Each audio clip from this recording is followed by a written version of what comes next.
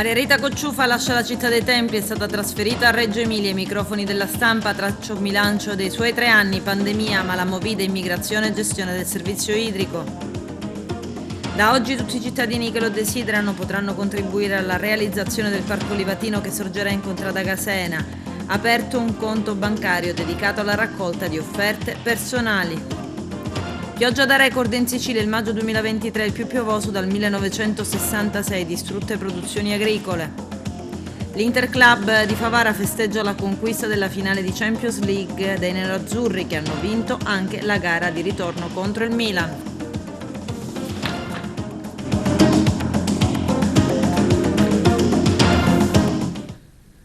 Bentrovati gentili telespettatori al nostro appuntamento con l'informazione. Il prefetto saluta Agrigento. Maria Rita Cocciufa lascia la città dei Templi, è stata trasferita a Reggio Emilia. I microfoni della Stampa traccia un bilancio dei suoi 3 anni, pandemia, malamovida, immigrazione e gestione del servizio idrico. Al suo posto subentra Filippo Romano, 57 anni, originario di Udine. In passato è stato commissario straordinario dei comuni di Canicattì e Racalmuto. Potrete seguire la conferenza stampa integrale alle 16, alle 22 dopo Target, dalle 23:30 dopo il TG. Intanto c'è il servizio del nostro direttore Arturo Cantella. È durata oltre 20 minuti la conferenza stampa del prefetto di Agrigento Maria Rita Cocciufa, che stamani ha voluto incontrare e salutare i rappresentanti della stampa per fare una sorta di bilancio dei suoi 3 anni di permanenza in città. Come prefetto, visibilmente commosso, ha ricordato i momenti tristi, in particolare quelli del suo arrivo, che ha dovuto gestire durante la pandemia, cosa che non era costretta, visto che alle persone le piaceva incontrarli di presenza, come i sindaci, le autorità preposte, tutto attraverso il web, con il televisore. Quindi si è parlato della movida agrigentina, il rapporto con il territorio, denunciando una sorta di passività da parte di tanti cittadini e associazioni che sembra quasi volersi rassegnare alle cose, ma bisogna prendere per mano il proprio destino, ha affermato la Cocciufa, che dal lunedì prossimo si insedierà presso la prefettura di Reggio Emilia, che al momento sta vivendo le difficoltà per via di un'alluvione che ha interessato la Romagna. Il prefetto si è soffermato in particolare sull'AICA, l'azienda consortile che gestisce l'acqua, la prima in Italia, raccomandando ai sindaci di essere responsabili e oculati nella gestione. È il primo esempio nella nostra nazione di azienda idrica. Ovviamente ha parlato anche della gestione del fallimento di Girgenti Acque, il passaggio a quella fallimentare gestita da ben 3 commissari prefettizi. Insomma, un'esperienza particolarissima, cui la nostra città è stata protagonista. Il prefetto si è poi soffermato anche sull'immigrazione su Lampedusa, in particolare sulla società che gestisce l'hotspot.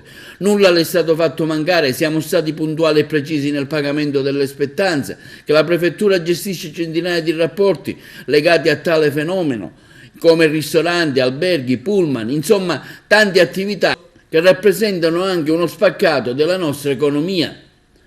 Tra i momenti più belli ha ricordato il prefetto la festa del mandorlo in fiore, che finalmente ha potuto vedere dopo la pausa della pandemia. Il concerto di Achille Lauro, che è avvenuto il fine anno, momenti che hanno visto l'afflusso di migliaia di persone in città, senza che succedessero particolari incidenti. Quindi anche un plauso è andato alla Fondazione del Teatro Pirandello, una realtà che esiste in una piccola città che è riuscita ad avere ospiti e rappresentazioni di eccellenza e di qualità, cui lei è particolarmente legata a seguire appunto l'attività teatrale. Lunedì si insedierà il nuovo prefetto Filippo Romano, che è già stato commissario prefettizio straordinario nella nostra provincia, nelle realtà di Racalmuto e Canicattì. Allora è giunto questo momento che mi vede al contempo felice ma anche molto dispiaciuta, perché felice perché io credo che sia l'aspirazione di ognuno di noi fare poi anche altre esperienze, anche diverse, perché questa sarà sicuramente un'esperienza, quella che mi aspetta, impegnativa ma diversa. Dispiaciuta, amareggiata un po' e rattristato, perché in questi momenti si ricordano solo le cose belle, non si ricordano quelle brutte, quelle negative, che pure ce ne sono state tante. 3 anni sono veramente tante. Io ho vissuto prima la pandemia, sono arrivata con un territorio completamente bloccato, come tutta Italia, chiuso. Ho incontrato i sindaci la prima volta sullo schermo, anzi non avevamo neanche questo, era uno piccolino e veramente insomma 42 sindaci, così incontrarli così la prima volta è stata un'esperienza abbastanza particolare. Poi piano piano le cose si sono allentate e abbiamo, come dire, ho cominciato a conoscere il territorio. Un territorio va conosciuto incontrando le persone, poi per me è questa la cosa importante, avere il contatto, il confronto, guardando le persone in faccia, e devo dire che il tempo l'ho avuto di fare questo, perché dopo questa prima fase di pandemia piano piano abbiamo cominciato a fare quelle cose che un prefetto deve fare, cioè occuparsi dei cittadini, lavorare con i sindaci, lavorare con le istituzioni locali, non per risolvere chissà quali problemi, io l'ho detto in tante occasioni, il prefetto non ha una bacchetta magica, il prefetto può fare tanto se ha la collaborazione delle forze dell'ordine, e quella non è mai mancata, perché tante situazioni sono state affrontate grazie a quel lavoro di coordinamento che ha dato degli ottimi risultati, soprattutto per esempio sul versante del controllo del territorio, mi riferisco anche alla famosa movida dei fine settimana, ecco, ma anche con gli altri enti, gli enti locali, i sindaci in primis e poi anche tutte le altre componenti quelle componenti della società civile, che ce ne sono tante qui, tantissime, e a cui tante volte mi sono, come dire, rivolta per cercare di scrollare un po', di dare una scrollata a quella che un po' è il problema, il tema di questa nostra comunità, un po' sonnolenta, un po' restia anche alla partecipazione. Ecco, quello che forse manca, è mancato, e io constato che non ci sono grandi segnali in questo senso, è la partecipazione a livello di cittadini, ma anche a livello di gruppi. Quindi diciamo, dopo la pandemia ho affrontato tante vicende, tante situazioni, momenti anche molto belli, molto toccanti, ho avuto il privilegio di assistere e di lavorare per l'organizzazione della beatificazione del giudice Livatino. Questa è una cosa che io non dimenticherò mai, veramente, e che solo questa esperienza in questa provincia mi poteva dare. Ho vissuto anche l'esperienza terribile di Ravanusa, che è qualcosa che non credo che si possa dimenticare, l'abbiamo vissuta qui insieme ai miei più stretti collaboratori. Ieri con l'Arcivescovo ricordavamo ancora quel momento terribile dei funerali, sono cose che non si possono dimenticare, una comunità squarciata. Sembrava quasi impossibile all'inizio credere che fosse successa, questo è quello che invece è successo. Però anche lì è scattata anche una bella sinergia anche con l'amministrazione locale, abbiamo potuto dare anche un piccolo contributo, siamo andati a vedere tra le pieghe delle nostre competenze e quindi abbiamo dato dei fondi straordinari per poter come dire, rifondere i cittadini delle spese delle macchine perdute e anche per dei corsi, non dei corsi, diciamo un supporto psicologico, piccole cose, perché poi le competenze chiaramente non sono dello Stato, ma o comunque non passano dalla prefettura. Da oggi tutti i cittadini che lo desiderano potranno contribuire alla realizzazione del Parco Livatino che sorgerà in contrada Gasena, vicino alla stele commemorativa dell'uccisione del giovane magistrato. È stato aperto un conto bancario dedicato alla raccolta di offerte personali di entità commisurata alle singole disponibilità economiche. L'iniziativa è del Comitato Nazionale per gli Alberi e il Paesaggio, sostenuta dall'Arcidiocesi di Agrigento. Davide Sarda. La Chiesa Agrigentina come accoglie l'iniziativa del Conalpa, il Parco Livatino? Benissimo, è uno spazio in cui c'è già la Stele, questa piccola piazzuola che si è in modo opportuno provveduto a collocare da parte dei genitori. Questa iniziativa che immagina e realizzerà lì un parco e quindi alberi, e la semina di un albero già in sé è una promessa di futuro.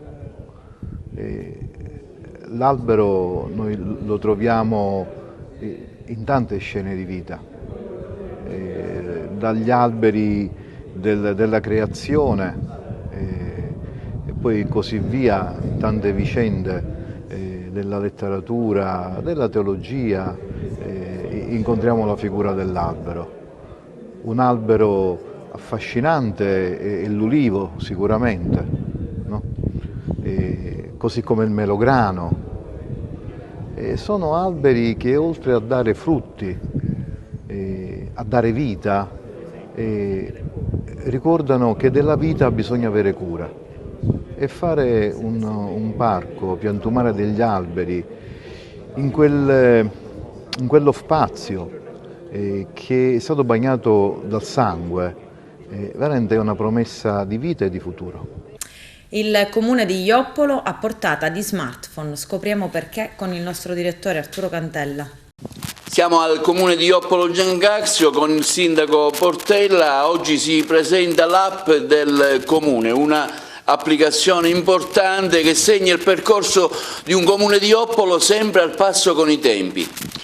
Eh sì, oggi presentiamo l'app del Comune di Joppolo, devo dire grazie anche ai finanziamenti da parte del PNRR per quanto riguarda la PA digitale e quindi abbiamo voluto proprio investire parte di queste somme proprio per creare un'app e dare la possibilità di la fruizione di tutti quelli che possono essere i servizi e tutte le notizie a tutti i cittadini, agli ospiti che vengono. Io rammento che Joppolo ad esempio ha il pregio di essere nella Magna Via Francigena, quindi può essere anche di supporto ai nostri pellegrini che a centinaia li vediamo passare e stanno a Joppolo, quindi avere un punto di riferimento su quelle che possono essere tutti i servizi che possono fruire e quello che possono visitare per noi è un nuovo servizio che diamo a tutta la cittadinanza.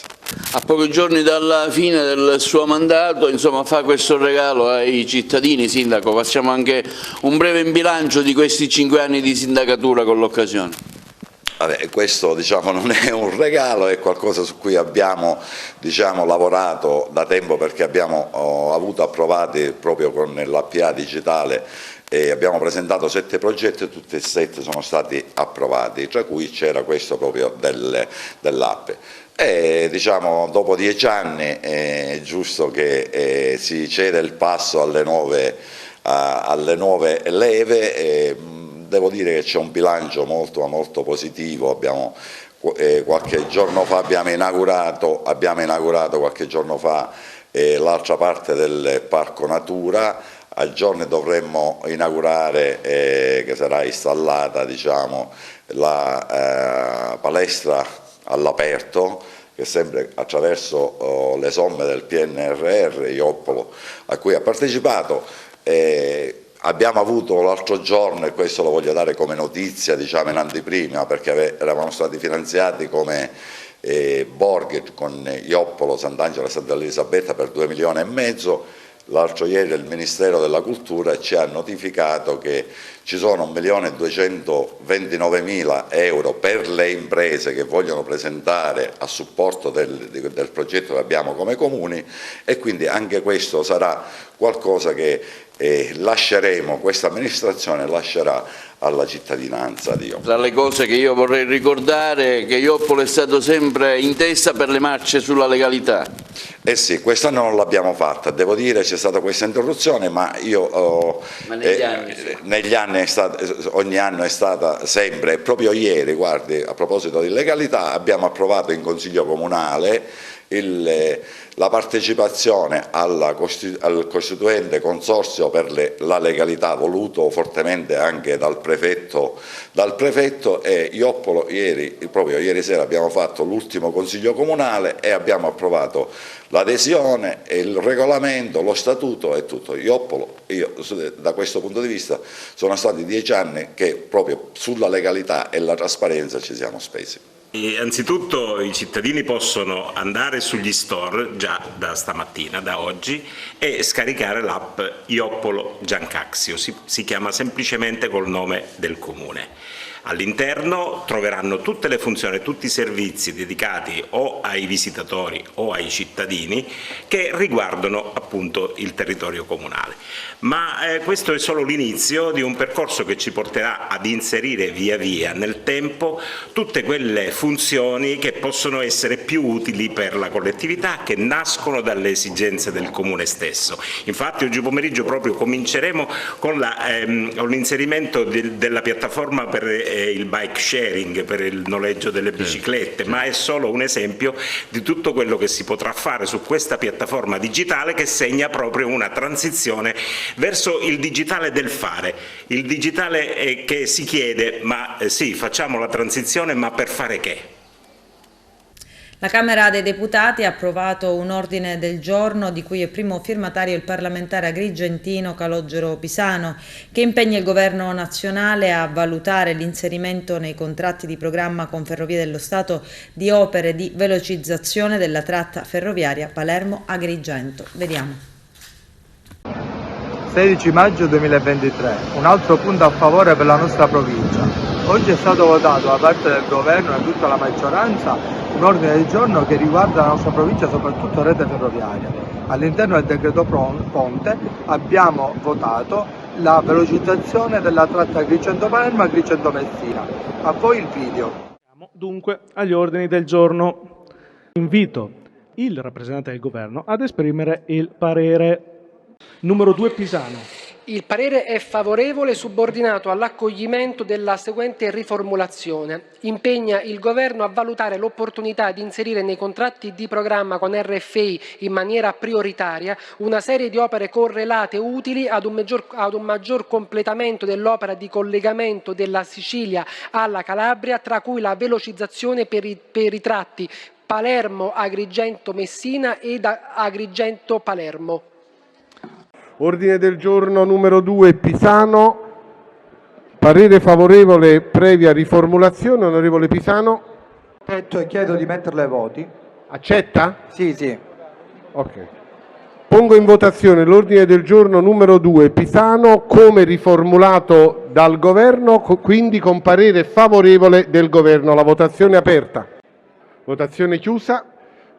Presenti 293, favorevoli 280, contrari 10. La Camera approva. Interrogazione per ripristino viabilità lungo il viadotto Maddalusa d'Agrigento in contrada Caos lungo la strada statale 640 e l'incrocio con la statale 115 Margherita Tropiano. Chiuso da anni, adesso è oggetto di una interrogazione a firma dei deputati Lavardera, De Luca, Balsamo, Geraci, Leo, Lombardo, Sciotto e Vasta, e il viadotto Maddalusa, i cui lavori di ripristino non sono mai iniziati. Un'arteria importantissima che collega due punti strategici per i flussi turistici, ovvero la Valle dei Templi da un lato, la casa natale di Pirandello dall'altra, ma anche i comuni vicini, quali Portempedocle e Realmonte con la sua Scala dei Turchi. Un'ennesima ode all'inefficienza e alla incapacità di chi gestisce da responsabilità sulla viabilità nella nostra provincia. Nel 2022 il Genio Civile ha approvato il progetto esecutivo mai avviato perché l'impresa aggiudicataria non ci starebbe più dentro con i costi dati gli aumenti dei materiali determinatisi nel frattempo. E i deputati firmatari dunque prendono in mano la situazione e chiedono che vengano accertate le reali cause della mancata esecuzione dei lavori e che venga garantito il normale ripristino della circolazione. L'ex Iena Lavardera non le manda a dire, è inconcepibile e afferma che la provincia che ospiterà la prossima capitale della cultura abbia infrastrutture ridotte ad un colabrodo e gli unici a pagarne siano i cittadini. Il viadotto Maddalusa, aggiungiamo noi, va ad aggiungersi ad una lunga lista di strade che relegano la città della Valle dei Templi in posizione di marginalità ed esclusione da tanti flussi turistici per non avere un collegamento diretto con Palermo, Catania, Comiso e Trapani, dove insistono gli aeroporti, per avere tratte ferroviarie lente e inadeguate e per la volontà di interessi che sicuramente non ne hanno a cuore lo sviluppo di non dotarla di una struttura aeroportuale. Noi rilanciamo quanto affermato dall'interrogazione sul viadotto Maddalosa, dicendo che a questo punto serve una commissione d'inchiesta da parte della Regione che sia collegata ad un tavolo tecnico che in sinergia possano accertare rispettivamente il perché e il come nei 2 anni che mancano a quel 2025 che incoronerà Agrigento, capitale della cultura, si possano risolvere e ridefinire intoppi e interventi, perché questo aspetto assolutamente prioritario per la città possa consentirle di esprimere appieno le enormi potenzialità che il Ministero ha ritenuto fossero le migliori tra le città concorrenti al titolo. Maggio 2023, mese di pioggia record in Sicilia, distrutte produzioni agricole. I dettagli nel servizio. Record di piogge in Sicilia nella prima metà del mese di maggio. Secondo i dati dell'Istituto Agrometeorologico, per ben 46 stazioni SIAS sulle 93 esaminate, l'accumulo al giorno 15 già risulta superiore ai massimi accumuli mensili di maggio per il periodo 2002-2022. Il mese di maggio di quest'anno, per gli esperti, potrebbe essere per la Sicilia quello più piovoso dopo quello eccezionale del 1966. Secondo Calogero Leanza, parlamentare regionale del Partito Democratico, sono bastate le piogge torrenziali degli ultimi giorni per mettere in ginocchio decine di aziende nell'area dei Nebrodi, una zona a forte vocazione agricola. Milioni di euro di danni tra vigneti e frutteti devastati dalla grandine che ha accompagnato il nubifragio. L'assessorato all'agricoltura, prosegue Leanza, avvii immediatamente una ricognizione dei danni effettivi subiti dalle imprese per attivare tutte le misure legislative di fondi per il ristoro dei danni. Nella zona dei Nebrodi e in particolare di San Teodoro e Cesarò, il raccolto delle aziende agricole è stato seriamente compromesso. In quelle zootecniche è andata distrutta l'intera produzione di piante foraggere che sarebbero servite per il sostentamento degli animali. Il governo regionale, conclude il parlamentare, provveda immediatamente a dichiarare lo stato di calamità naturale indispensabile per erogare i contributi necessari per far ripartire le imprese. Resta invece costantemente monitorato a San Fratello il costone in cui venerdì scorso si è verificata una grossa frana che ha invaso la strada provinciale all'ingresso settentrionale del centro abitato, minacciando seriamente le abitazioni del quartiere. Erano forti i timori che il maltempo degli ultimi 2 giorni, con le piogge intense e abbondanti, potesse aggravare la situazione, ma fortunatamente non si sono verificati ulteriori preoccupanti cedimenti. Dopo una prima ricognizione nella stessa giornata di venerdì scorso e di sabato mattina, i rocciatori della città metropolitana di Messina hanno sospeso le attività in attesa di un miglioramento delle condizioni meteo. A seguito di ulteriori verifiche è stato inoltre possibile ridurre la zona rossa interdetta all'accesso dei residenti e gli sfollati sono scesi da 100 a 47. Nel frattempo il Comune di San Fratello ha impegnato una spesa pari a 10.000 euro per provvedere all'iniziale copertura delle spese di assistenza alla popolazione. Il sindaco Salvatore Sidoti Pinto ha già inoltrato formale istanza al governo regionale per il riconoscimento dello stato di calamità. Preoccupazione della marineria per il divieto del sistema di pesca a strascico, pescherecci affondati dalle nuove linee europee. Il deputato nazionale del PD Giovanna Iacono denuncia a rischio circa 20.000 posti di lavoro ed una riduzione della produzione ittica di oltre il 25%. Arturo Cantella. L'onorevole Giovanna Iacono del Partito Democratico interviene sulla crisi del settore della pesca in Sicilia e sulle nuove misure della Commissione europea. L'onorevole Iacono chiede al governo: a rischio 20.000 posti di lavoro, quali interventi sono previsti? Nei giorni scorsi infatti è stata presentata un'interrogazione a risposta scritta al Ministro dell'Agricoltura a firma dei parlamentari Iacono, Provenzano, Marino e Barbacarlo. Porta, che denuncia come l'imposizione di un divieto progressivo di pescare a strascico nei mari italiani, contenuto nel nuovo piano della Commissione europea, si andrà a incidere pesantemente su un comparto che anche in provincia di Agrigento rappresenta l'unica fonte di sostentamento per molte famiglie, mantenendo un'ampia filiera.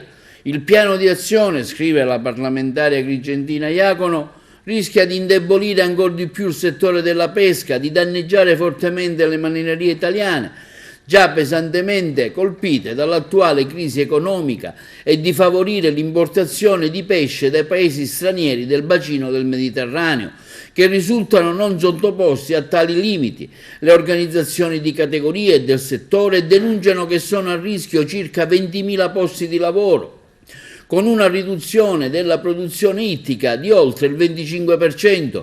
Per questo, continua la deputata Iacono, si chiede di sapere quali iniziative il Governo intenderà assumere in sede comunitaria al fine di tutelare adeguatamente le marinerie siciliane e l'economia ittica del nostro Paese, per attutire gli impatti del piano di azione riportato in premessa, implementando le misure compensative e porre in essere quelle misure che prevedano chiusure alla pesca di tratti di mare, individuando aree specifiche in grado di dare continuità alle attività delle marinerie siciliane.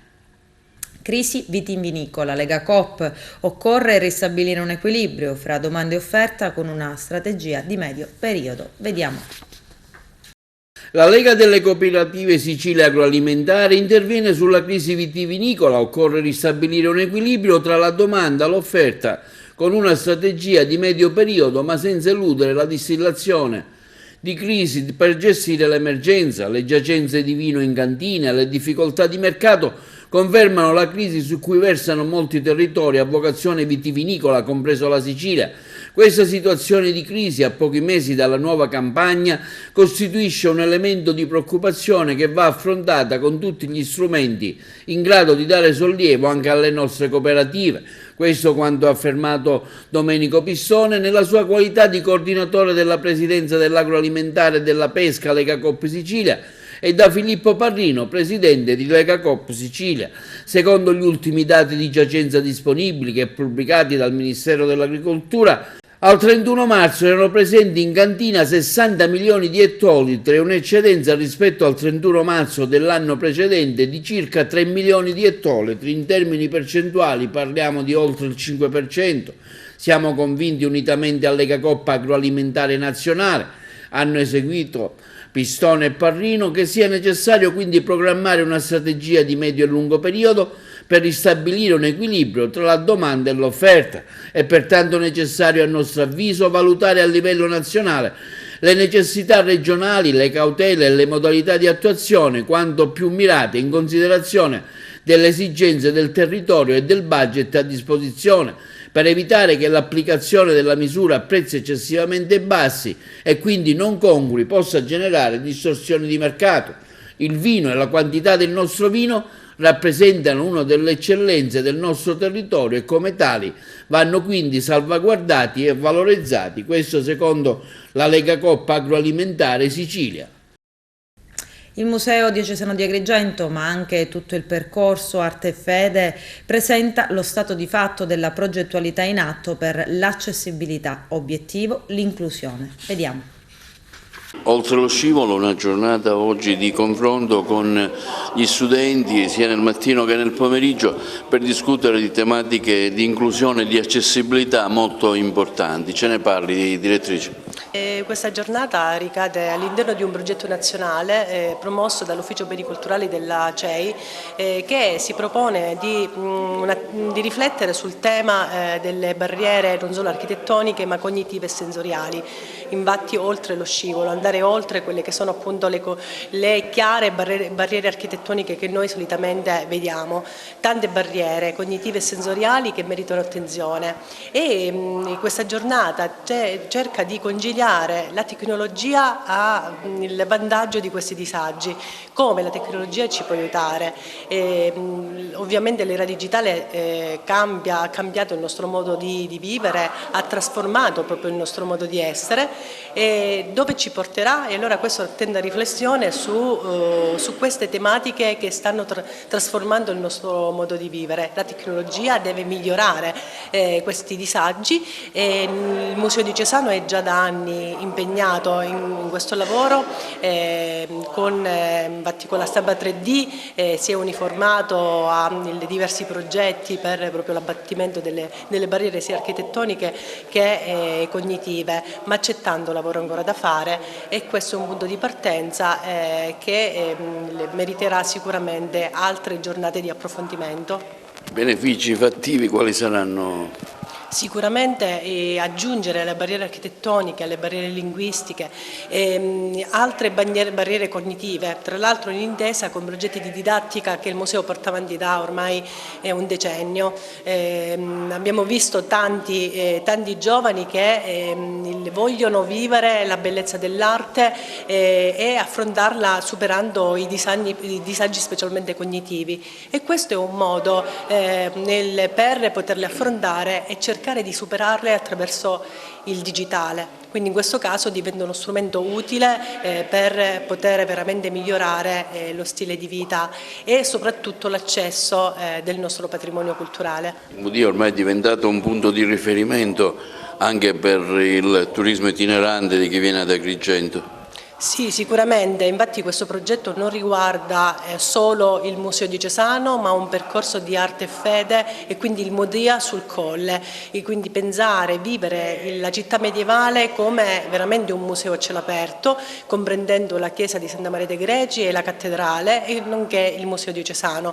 Quindi questo progetto riguarderà l'abbattimento delle barriere sensoriali e cognitive in tutti i tre siti di eccellenza che noi abbiamo, per poter garantire veramente una fruizione sempre più all'avanguardia e offrire un servizio quanto più eccellente ai turisti ma anche ai cittadini.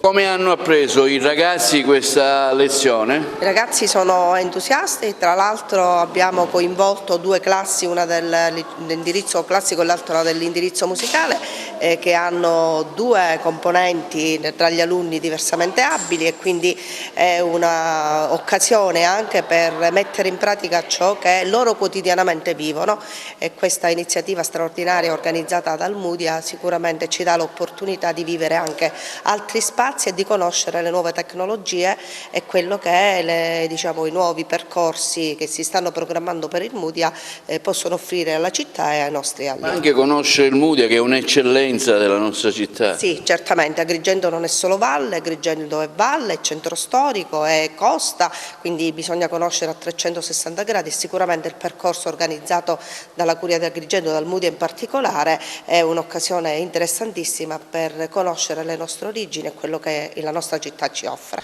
Sì, oggi è una bellissima occasione di sinergia tra istituzioni, presentiamo alcune azioni già portate avanti con il Mudia e il Dipartimento di Architettura, che mettono in luce le potenzialità delle nuove tecnologie per la fruizione, l'accessibilità, la progettazione per tutti, garantendo delle ricadute efficaci di valorizzazione del nostro territorio e di conservazione della nostra identità culturale. Adesso c'è la pubblicità, tra poco vi aspetto. L'Interclub di Favara festeggia la conquista della finale di Champions League dei nerazzurri, che hanno vinto la gara di ritorno contro il Milan. C'era per noi Giuseppe Moscato. Abbiamo seguito la semifinale, la stracittadina Inter-Milan nell'Interclub di Favara, una gioia immensa per tutti i tifosi che vanno a Istanbul, un ritorno alla grande dei colori nerazzurri. Presidente. È stata sicuramente una situazione inaspettata, perché ai sorteggi della Champions League sicuramente nessuno ci avrebbe dato e ci avrebbe puntato un euro sulla questione che saremmo arrivati in finale, ma è stato bellissimo, abbiamo fatto un percorso spettacolare, i ragazzi veramente hanno meritato questa finale. Adesso andrà come andrà, non so domani sera chi passa dall'altra parte, sarà veramente uno spettacolo, perché ci sono due squadre, il Real e il City, che sono veramente impressionanti come gioco e come tecnica. Però torno a ripetere, un obiettivo insperato che ci rende veramente felici di essere interisti, e sicuramente avremo ancora la possibilità di dire: attenzione, nessuno ci dava per vinti anche nel 2010, aspettiamo. Oltre alla grande stagione che abbiamo fatto alla Pravara, era legato il risultato dell'Inter alla stagione Pravara, cosa che dicevo sempre con Pasquale Capodici. E oggi finalmente, dopo 13 anni, gustiamo nuovamente la finale a Istanbul, di cui io e il Presidente, e penso la gran parte di noi, saremo presenti. Un pezzo di Favara sarà a Istanbul. Devo soltanto dire che l'Inter stasera ha letteralmente dominato la partita e mi dispiace per gli amici milanisti, ma non c'è stata veramente partita. Non avrei scommesso come il Presidente neanche un centesimo per la finale dell'Inter, anche se oggi tutti i maggiori allenatori europei ci danno come la squadra migliore attualmente, come gioco la squadra migliore d'Europa, quindi sono fiducioso anche per la finale, chiunque sia il Real sia il City, vinceremo!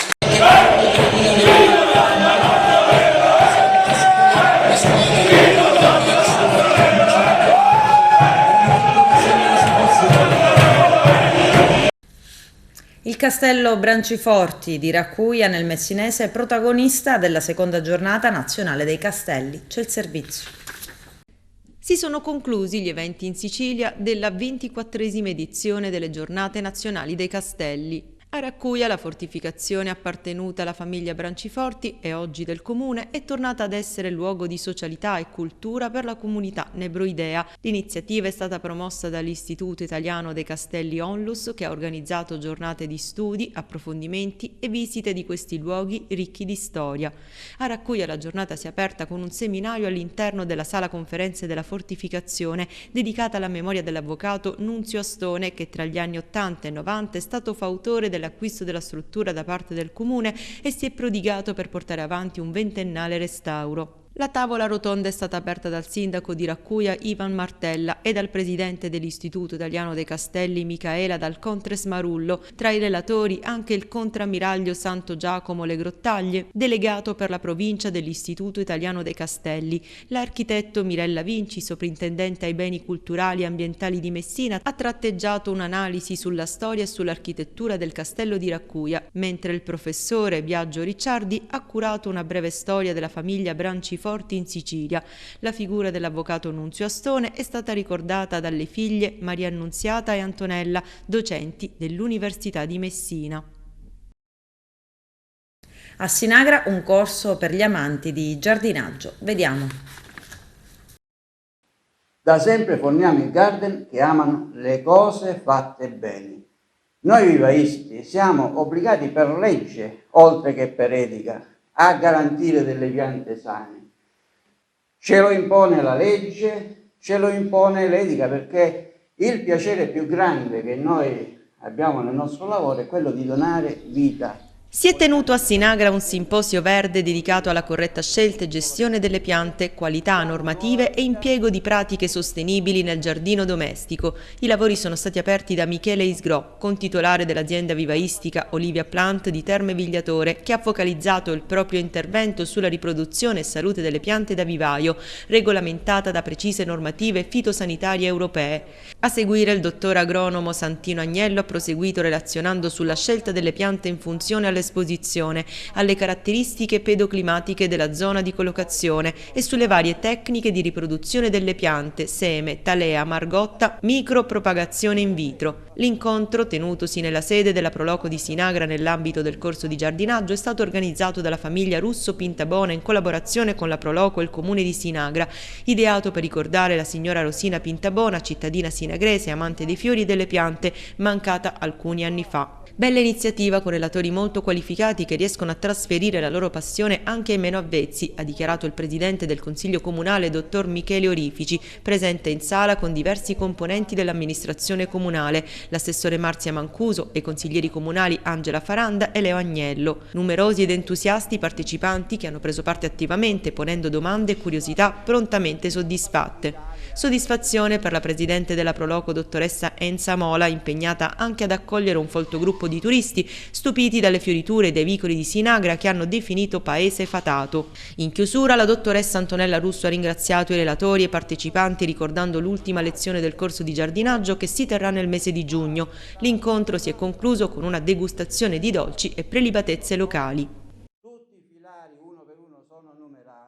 Con questo è tutto, termina qui l'edizione del telegiornale. Grazie per la gentile attenzione e per essere stati con noi. A presto.